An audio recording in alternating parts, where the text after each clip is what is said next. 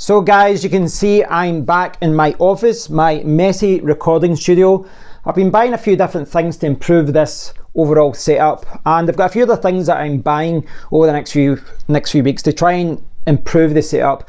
There's always a lot of things that I can improve as far as cameras, as far as lighting and things like that, but more on that later. As you can see right now, nothing is switched on. The PC isn't on, the monitor isn't on, the television isn't on, nothing is switched on, and that is because I am going to the airport. I'm going to the airport in like 15 minutes, so this will be a quick video, but yeah, I'm going to the airport. I'm going away for a few days, so what I would like to quickly do is just talk about what you take with you, what technology you take with you when you travel. Now, I realise that this is a kind of vague statement, is a vague question really, what do you take with you, because it really does depend. It really does depend on where you're going, what you're doing, how much time you have, etc., what size of bag you're taking. And you know, in the past, when I went to a conference, I took a big camera. I took that camera actually, I took a gimbal, I took lots of equipment. I had so much equipment it basically took up one bag. But this time I'm just going away for a holiday. It's not like my primary reason for going is to record YouTube videos, so it's a little bit different. I only have a small bag, so I've decided on this. This is pretty much the tech that I have. Now I'll talk about the non kind of geeky recording camera stuff first. I've got my Surface Pro 6 here. I've got my Surface Pro 6 laptop, mouse, I've got a hard drive, I've got a micro SD card reader and things like that, and an SD card reader as well. Different things like that.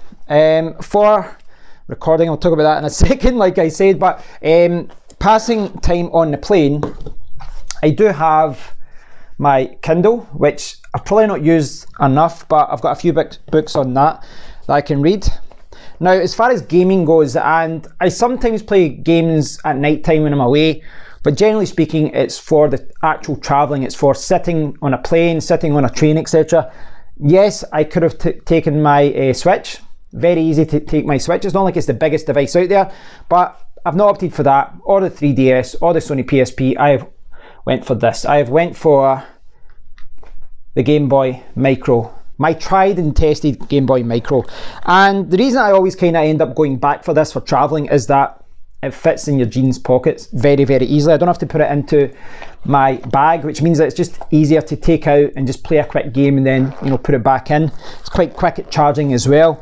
So in addition to those, and addition to this lavalier mic, I have my tripod selfie stick. So really this is part of a package. I'm recording with my Huawei P30 right now, and the Huawei P30 with this selfie stick tripod and with this lavalier mic is a very portable and very useful recording setup, and this is what I normally use when I record from my phone. I use this mic, which is like £10. I use this selfie stick tripod, and I use my phone, and it's pretty flexible because I can, you know, put this in a lot of different positions. I can just walk around with the phone, and that's always what I take. I always take this wherever I go. I always take this selfie stick tripod and this mic. It's my go-to recording setup. But obviously I'm going away. I was tempted to just take my phone and record from my phone, but I've opted for another camera. Now, I've got like the overhead camera, things like that, and I do need to upgrade my cameras. I'm a few years behind. That is something I do need to correct. But really, the decision I had was, do I take my RX100 Mark III or do I take my Canon M50? Now, I'm going somewhere nice. I'm going to Venice. It's a very beautiful city. You want to get the best photos that you can get, which is why I was leaning towards the Canon M50. I've got this 18 to 150mm lens. I've also got the 11 to 12mm lens, which is great for vlogging. I've got this 22mm lens. That's great for product shots, but not really ideal in most other situations. But between those two lenses, I would have everything covered. Now, I've decided against it. I've decided to go with the RX100 Mark III. Reason being, it's just a little bit easier. It's a little bit more flexible. This has the equivalent of 24 to 70mm, so it really isn't as flexible as that camera, and it's not as good as that camera. It's got a smaller sensor, but you know, this has got everything I need. It's got the pop-up, it's got the pop-up viewfinder, it's got the pop-up flash, it can be charged via USB, I can flip up the camera and do selfies, the battery life is pretty decent, and most importantly, it's portable. Now, this isn't the biggest camera out there. The Canon M50 is certainly not a huge camera by camera standards, but I didn't really want to walk around with that. I do have a camera bag for it, and I could have just walked around with that, but I decided to go for something a little bit smaller, and it really came to experience.